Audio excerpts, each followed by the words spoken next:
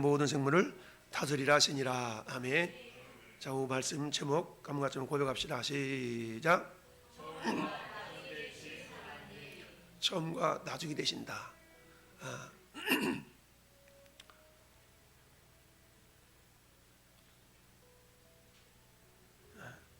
말씀 그 말씀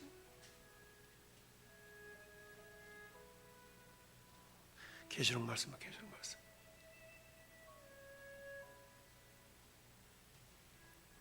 왜 찬양이 안 꺼졌어? 자, 우리 계시록 말씀 계시록 1장 8절 같이 읽습니다. 시작.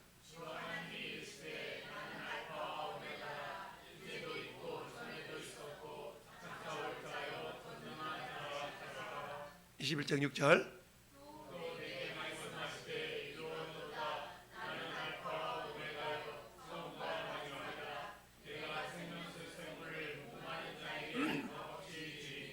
아멘. 처음과 나중이 되신 예수님, 처음과 나중이 되시는 하나님. 자, 주 하나님이 이르시되 나는 알파와 오메가라. 나는 알파 오메가라. 여러분, 알파는 알파 오메가. 그래서 우리가 영어로 말하면 영어의 알파벳 제일 첫 글자가 뭐예요? A. 마지막 글자가 Z라 그러죠? 성경이 구약 성경은 뭘로 기록됐다고? 어떤 언어? 히브리어. 신약 성경은 어떤 언어? 헬라어. 지금 저 계시록은 헬라어일까요? 히브리어일까요? 헬라어로 기록되어 있겠죠? 그러니까 예수님 당시에 기록된 통용되는 언어가 헬라어였기 때문에 예수님이 만약에 구약 시대에 예수님 말씀하셨다면 히브리어로 말씀하셨겠죠? 히브리어로 말씀하셨을까요? 그런데 헬라가 통용된 시대이기 때문에 예수님이 굳이 내가 알파와 오메가다 라고 하나님이 말씀하셨어요. 자, 알파는 헬라어의 첫 글자, 오메가는 헬라어의 마지막 글자입니다. 자, 그래서 처음과 나중이라는 것을 말씀하기 위해서 하나님은 알파와 오메가라는 것을 말씀하셨고요.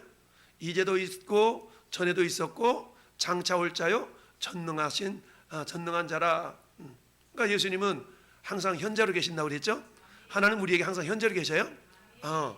근데 전에도 계셨고, 그러면 전에 살던 그 사람들에게 하나님은 현재 하나님이었어요.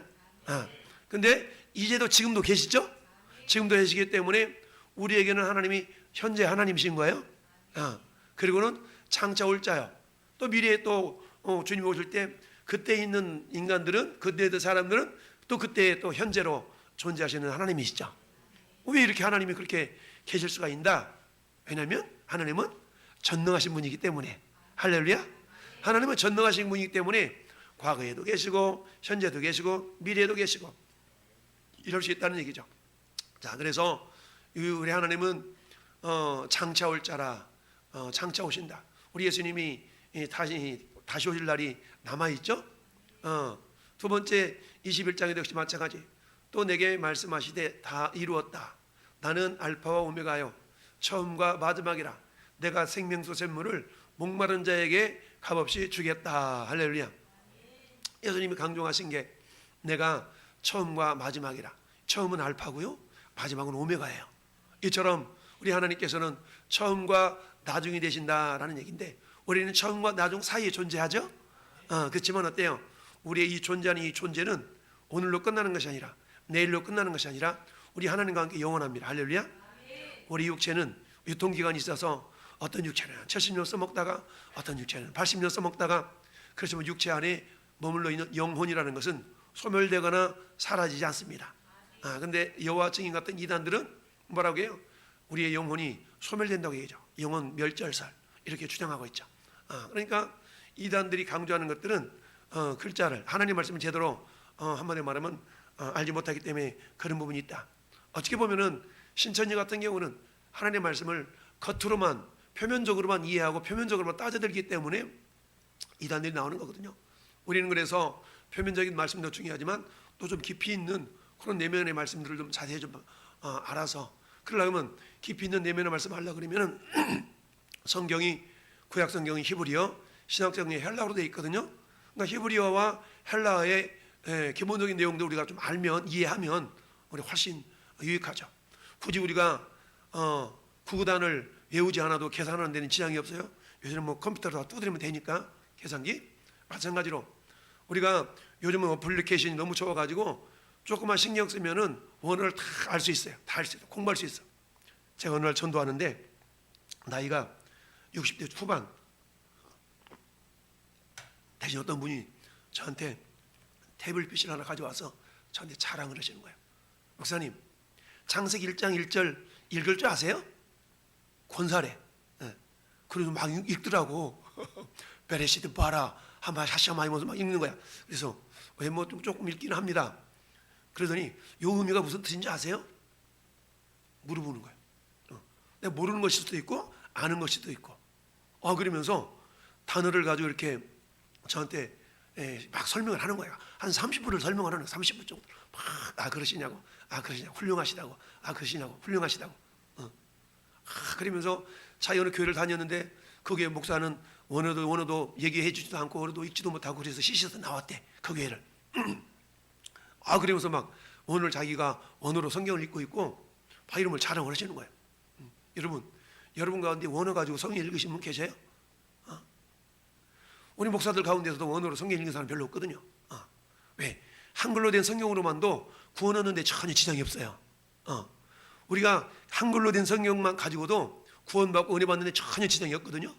근데 문제는 어떨 때 발생하게 되냐면 이단들이 따지고 들 때에 그 성경을 한글 성경으로 하다 보면 한글 성경이 저 중국 한자 성경에서 이렇게 번역된 부분이 많다 보니까 우리가 이해하는 부분에 있어서 좀 제약이 있는 부분들이 좀 있어요.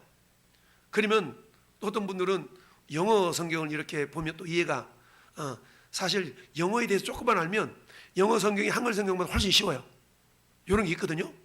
그러다 보니까 우리가 하나님의 말씀을 좀 더 깊이 있게 이해하고 좀 더 폭넓은 그런 의미를 이해하기 위해서는 조금만 신경 쓰면 우리가 좀 성경의 깊이를 좀 더 알 수가 있어요. 그러다 보니까 저도 뭐 나름대로 히브리어 헬라어 공부한다고 했지만 우리는 신학교 졸업하면 다 까먹거든요. 흑색에 막 얘기했잖아요. 팔아볼래? 그 막 연상기법을 해서 막 단어 외우고 이랬던 적이 있었어요. 뭘 팔아봐 이러면서 막 이렇게 외웠던 적이 있는데, 근데 오늘 저기에 있는 여러분들 알파 오메가가 헬라어의 첫 글자와 마지막 글자라는 거 익히 알고 계셨어요? 그냥 성경이 알파 오메가라 그러니까 그런가 보다 하고 받아들이지 굳이 저게 헬라어의 첫 글자고 마지막 글자였나? 왜 예수님은 저기다가 헬라어를 저렇게 썼지? 이렇게 구체적으로 따지는 사람이 별로 없거든요.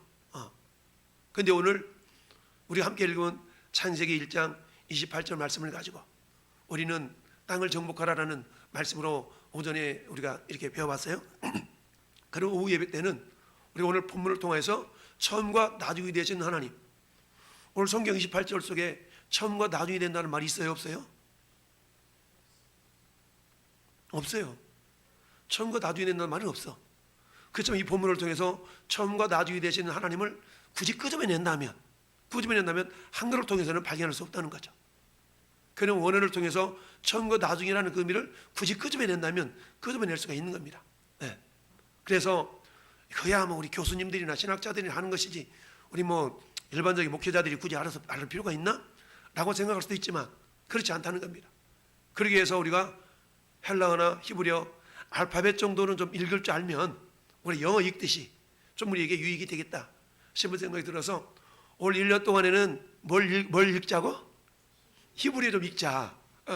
단 안 읽어도 알파벳 정도는 좀 누가 뭐라 하면 읽을 줄 아는 이런 적이 됐으면 좋겠고, 내년에는 헬라를 좀 읽었으면 좋겠다. 그 다음에는 그걸 가지고 성경을 좀 읽어보자. 이게 이제 저 개인적인 우리 성도들을 향한 목표라고 할 수 있어요. 그러려면 여러분들이 따라와 줘야 돼.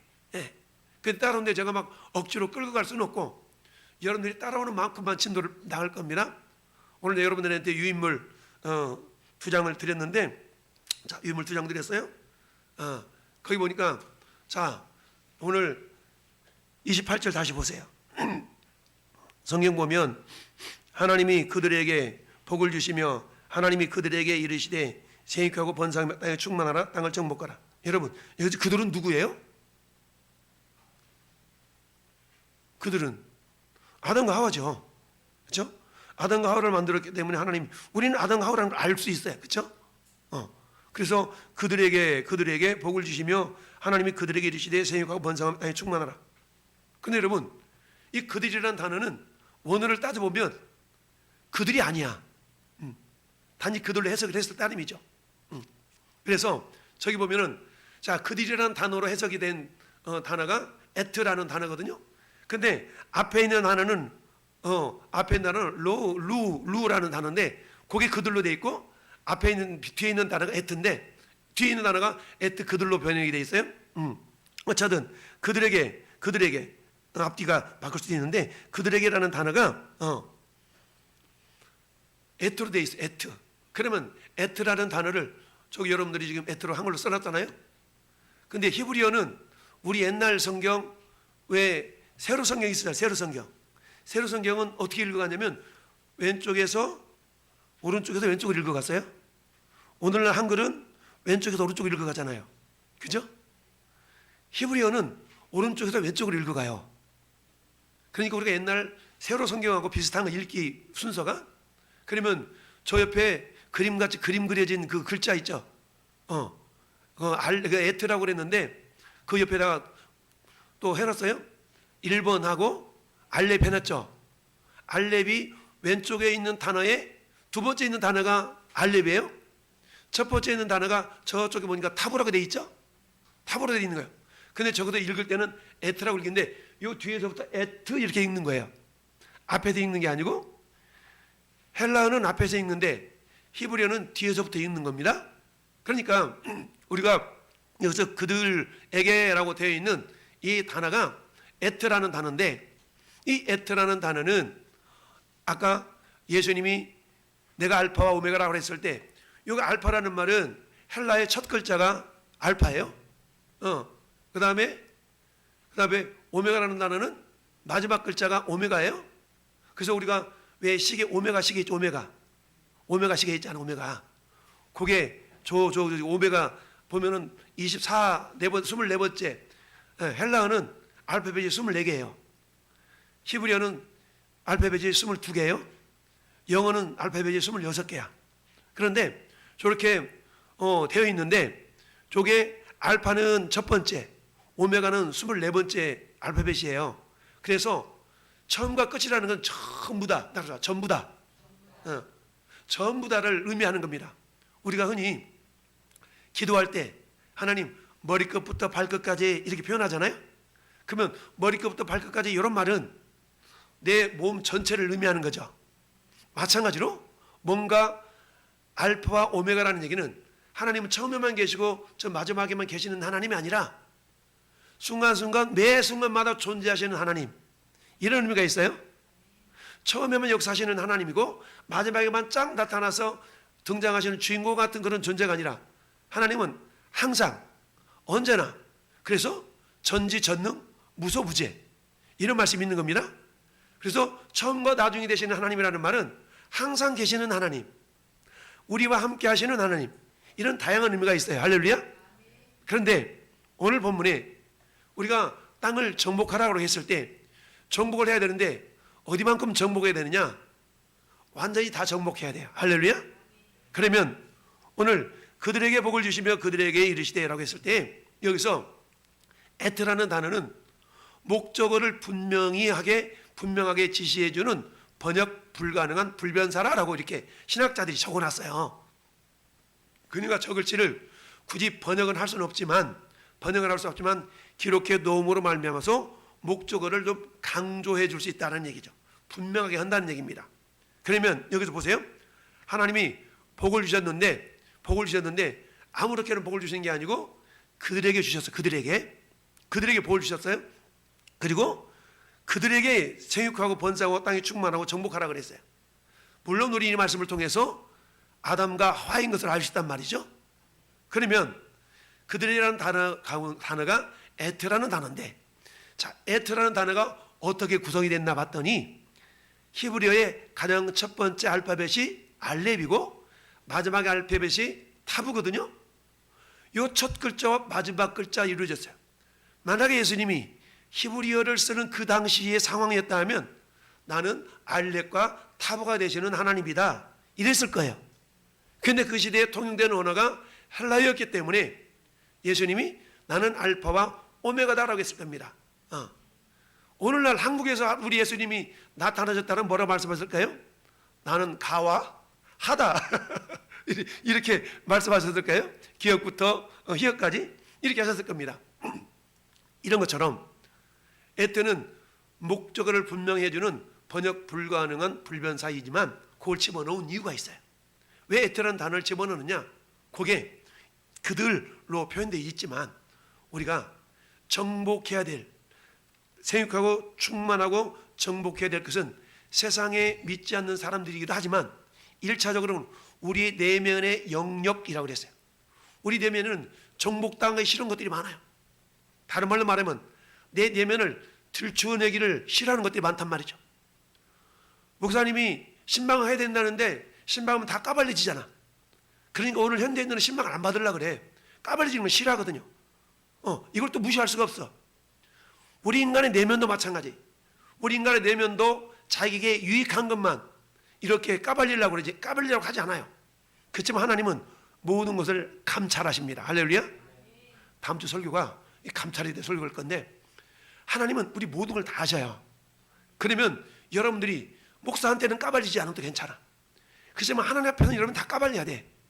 까발리지 않은 것은 하나님 억지로 끄집어내지는 않거든요. 기다리시고 까발리라고 자꾸 우리를 독려하시고 격려하셔요.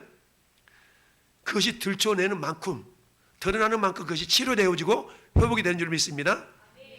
내가 신앙생활을 30년 했는데 안 변해. 왜 안 변한지 아세요? 내 속에 있는 것이 들춰내지지 않아서 그래요. 감춰져. 감춰내면 하나님 억지로 우리를 끄집어내지 않거든요. 하나님 기다리시고 내가 감추고 끄집어내지 않으면 하나님 그냥 말아요. 단지 격려는 하시고 독려는 하시고 재촉은 하시지만 억지로 끄집어내지 않으셔. 왜? 우리를 인격적으로 지으셨기 때문에 그래요. 그럼 우리가 그 하나님의 뜻을 안다 그러면 우리는 어때요? 인간 앞에서는 아니랄지라도 우리 하나님 앞에 통회자복한다는 말이죠. 통회자복한다는 말 있죠. 통회자복의 경험이 없다면, 통회자복의 경험이라는 것은 성령 충만함을 통해서 내가 하나님을 경험하고 만났다라고 표현하는 거예요. 어제 전도하는데 20대 초반에 두 청년을 만났어요. 전도지를 나눠주는데 두 청년이 한 청년이 전도지를 받더라고. 그러면서 저 요새 교회 다녀요 그러더라고. 그래서 축복합니다. 그랬더니 어느 교회를 나간다는 거예요. 그 옆에 있는 친구한테 물어봤더니 그 친구는 교회를 안 나간대. 예수를 안 믿는다는 거야. 그래서 전도지를 주면서 이 친구 따라서 꼭 같이 교회 가라고 이렇게 얘기를 했어요. 그 청년에게 얘기했어요. 내가 목사인데 나는 40년 전에 예수를 믿었어. 40년 전에 예수 믿고 지금까지 한 번도 나는 신앙적인 한 눈을 바라본 적이 없어. 그래서 놀라는 거야. 어떻게 그럴 수가 있니? 그게 하나님 은혜고 나는 예수 믿고 하나님 만난 사람이요. 이해를 못하지. 우리 형제도 반드시 예수님 만났으면 좋겠어요. 이를 내가 축복을 해줬어요. 주님을 만난다는 것은 내 속에 있는 것들이 까발려지지 않으면 주님을 만날 수가 없어요. 우리 주님은 다 아셔. 아심에도 불구하고 굳이 더 내라 그래. 다 까발리라는 거죠. 우리 하나님은 다 아심에도 불구하고 그러기를 원하세요. 그래서 우리가 통해 자복한다는 얘기는 우리 하나님 만날 수 있는 좋은 기회입니다. 할렐루야. 그래서 우리가 회개하고 기도할 때 주님 우리를 만나주시고 우리를 위로해 주신 줄 믿습니다. 그럴 때에 오늘 본문에 나타낸 에트라는 단어가 알렙과 탑으로 이루어졌어요. 그러면 우리가 히브리어가 22개인데 다 알 수는 없지만 우리 이걸 한번 노래를 이따가 제가 톡방에다 올려놓을 거예요. 이걸 여러분 매일같이 들어보면 돼. 30초짜리야. 들어보세요.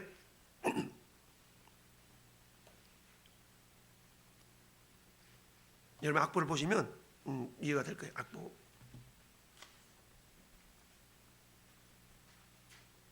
작동한대요?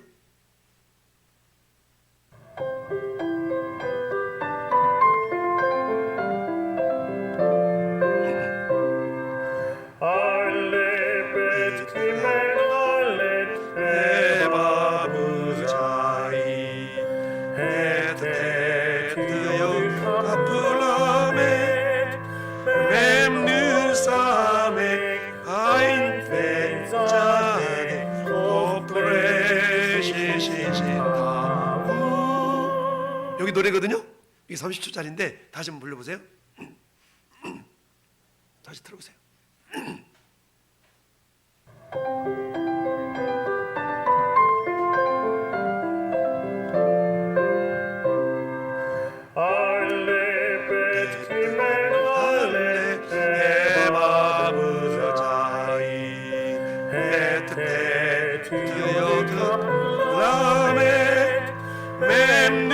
삶의 아인 백자네 고플레 시시시다. 이걸 제가 톡방에 올려도 되니까 여러분들 매일같이 한번 들어보시면 노래가 귀에 익혀지면 이 글자가 떠오르거든요. 그렇게 해서 히브리어 첫 글자가 뭐라고요? 알레. 마지막 글자가 뭐라고요? 타부. 마지막 글자가 타부예요. 그래서 우리 하나님께서 그들이라는 단어를 아니라 이 에트라는 단어를 사용했는데, 원래는 이 에트라는 단어가 특별한 어떤 의미를 가지고 있는 단어는 아니다. 단지 학자들이 생각해 보니까 그게 목적어를 좀 더 분명해주는 그런 의미가 있는 단어다라는 것을 말씀하고 있는데, 그런데 이 단어를 통해서 우리에게 주님이 가르쳐 주시는 것은 뭐냐? 그들에게 말씀하시면서, 그들에게 복을 주시면서, 그들에게 생육하고, 그들에게 충만하고, 그들에게 정복하고, 그들에게 다스리라고 명령하셨다는 얘기입니다. 그러면 오늘 그 말씀 속에 그들은 도대체 누구냐는 얘기입니다. 그들은 누구인가? 첫 번째, 따라합시다. 내 육체 안에 있는 마음. 내 육체 안에 있는 마음이 그들이라는 말입니다.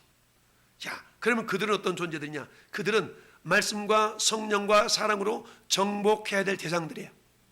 우리로 말하면 믿지 않는 불신자들이라고 할 수 있는데, 이 불신자들인데, 그런데 내 내면에도 여러분 주의 말씀을 순종하고자 하고 목회자의 말에 순종하고자 하는 그런 부분이 있지만, 여전히 여러분 마음 구석에는 목사님 그건 아니에요, 그것만큼은 싫어요, 그것만큼 더 이상 타치하지 마세요, 이런 영역들이 다 있단 말이에요.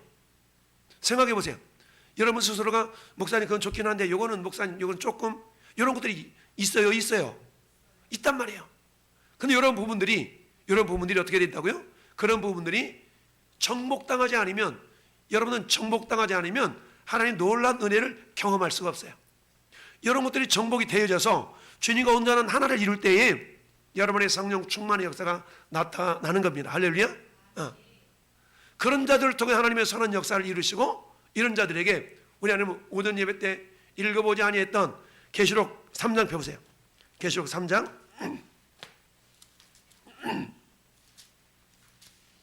계시록 3장 21절.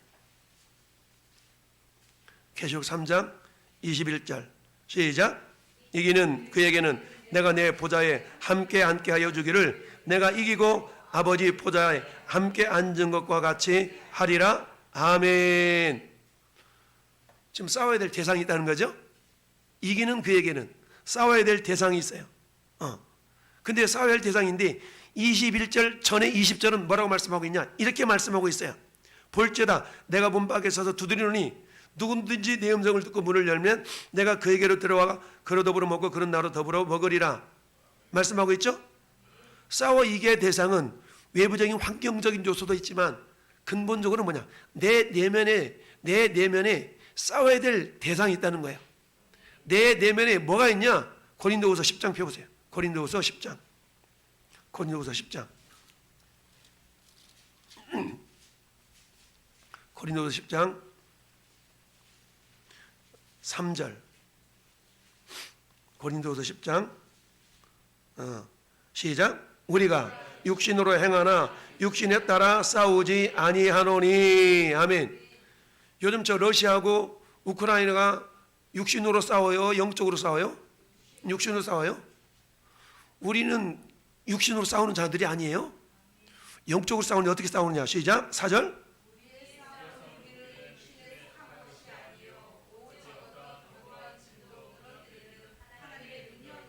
아멘. 아멘. 자, 봐보세요. 우리의 싸우는 무기는 육신에 속한 것이 아니에요.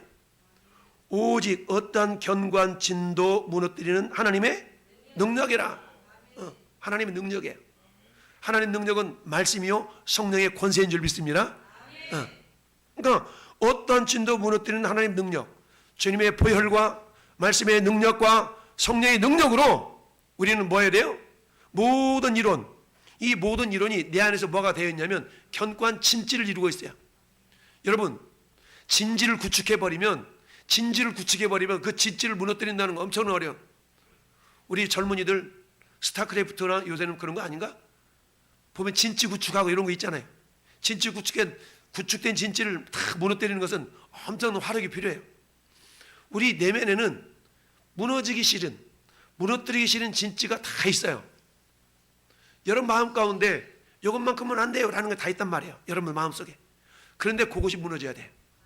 네. 그것이 무너져야 어떤 자가 된다고요? 계시록 3장 21절에 이기는 자가 된단 말이죠. 그것이 무너지지 않으면 우리는 이기는 자가 못 돼요. 그것이 무너져야 주님이 누리셨던 그 영광을 우리도 누리는 거예요. 할렐루야. 그래서 모든 이론, 그 이론은 어떤 이론이냐? 하나님을 아는 것을 대적하여 높아진 것.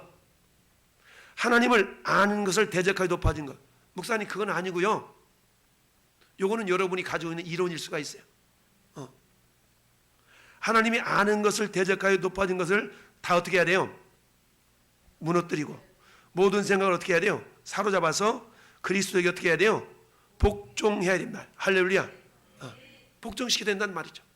근데 너희의 복종이 온전하게 될 때에 모든 복종하지 않는 것을 벌하려고 준비하는 중에 있노라. 할렐루야. 복종하면 주님 보좌 우편에서 우리가 주님과 함께 왕노릇하는 자가 되지만 복종하지 않으면 어때요? 사단의 먹이가 될 수 있단 말이에요. 그러니까 여기서 오늘 본문 창세기 1장 그들이라고 나타나 있는 에트라는 단어는 처음과 마지막 사이에 있는 모든 것들, 내 머리끝과 발끝 사이에 있는 모든 것들인데 그 가운데 우리가 정복해야 될 것들이에요. 우리가 내 머리끝부터 발까지 정복해야 될 것들이 있는데 육체는 눈에 보이지만 보이지 않는 거 있거든요. 보이지 않는 것, 우리 마음속에 있는 거예요. 세상의 가장 깊은 바다는 빌립보 앞에 있는 마리아나 해구보다 더 깊은 게 우리 마음의 심연 속에 다 감춰놓으면 몰라요. 하나님만 알아. 나와 하나님만 안단 말이에요. 근데 나와 하나님만 알고 있는 그것을 내가 하나님 앞에 까발리지 않는다면 결코 우리는 성령 충만함을 받을 수가 없고요. 그것 때문에 하나님을 깊이 받아 누리지 못하는 존재가 될 수 있단 말이에요. 머리끝부터 발끝까지 그의 알파에서 오메가라는 말이에요. 그러면 주님이 뭐라고 말씀하셨어요? 네가 내 안에 내가 네 안에. 그럼 우리와 주님이 한 몸이라는 얘기죠. 이미 예수님은 알파와 오메가가 되신 분이에요. 그 예수님이 내 안에 들으면 나는 알렙이 되고 내가 타보가 될 수 있다는 말이죠. 할렐루야. 여기서 그들이라는 에트라는 단어는 알렙과 타보라는 단어로 합쳐진 단어인데 이것은 그저 그냥 에트로 읽을 수도 있지만 이것은 원어적인 의미를 살펴본다 그러면 예수님이 알파 오메가라는 단어를 사용하셨던 것처럼 우리의 심령 속에 정복되어져야 될 우리의 인격의 내면 속에 아직도 정복되지 못한 그런 요소일 수 있다는 얘기입니다. 그래서 결국 에테라는 말은 내 인격의 인생의 전체를 말한다. 그 내 인생의 전체가 말씀으로 철저하게 정복당해야 된다는 얘기죠. 아까 우리가 읽어본 고린도전서 15장 고린도전서 몇 장에 있습니까? 사도 바울이 나는 날마다 내 자신을 쳐서 복종시킨다는 말씀이 있었죠. 그러니까 이 말씀은 어떤 말씀이냐? 날마다 내 안에 어떤 것이 있어요. 하나님을 대적하여 높아졌던 요소들이 있거든요. 사도 바울은요 예수님을 만나기 전에는 자기는 견고한 진지가 있어가지고 예수님을 대적했던 것도 있었잖아요. 근데 예수님을 만나니까 어때요? 그 알고 있었던 모든 것들이 깡그리 다 무너졌죠. 그래서 뭐라고 고백합니까?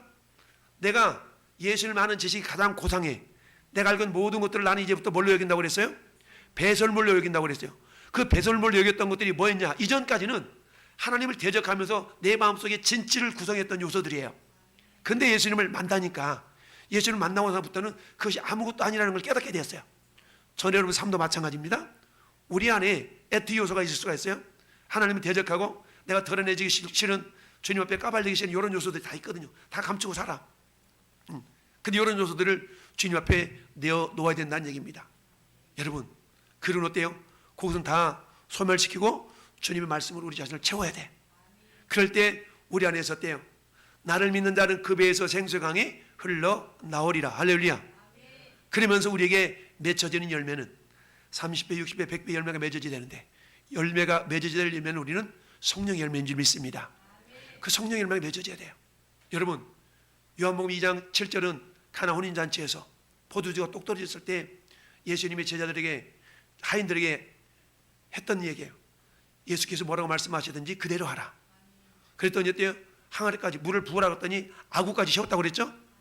돌 항아리 6개가 있는데, 이 돌 항아리 6이라는 것은 뭡니까? 우리가 굳이 해석을 한다면 올라와서 목금투 6일간의 내 인생이 삶이에요. 이게 알레부터 타부까지 삶이란 말이죠.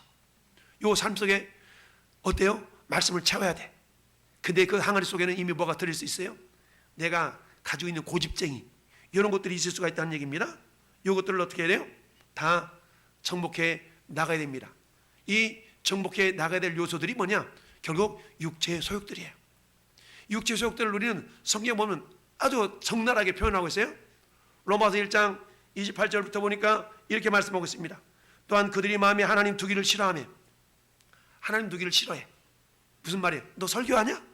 아, 설교하지 마. 이건 뭐예요? 그들 마음속에 하나님 두기를 싫어하는 자들의 특징. 설교하려고 그래? 설교하지 마. 설교는 교회에서 들어. 이런 것은 하나님 두기를 싫어하는 자의 특징이 말이 그물 말이에요.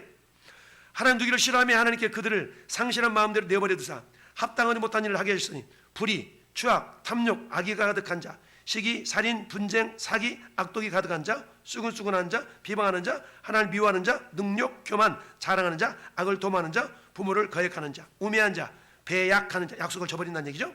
무정한 자, 무자비한 자, 이런 모습들이 우리 내면 속에 있다는 거예요. 사도 바울은 로마서 1장에 이것을 얘기하고 있어요. 갈라디아 5장 17절부터 21절은 육체의 소욕에 대한 얘기거든요. 육체의 소욕.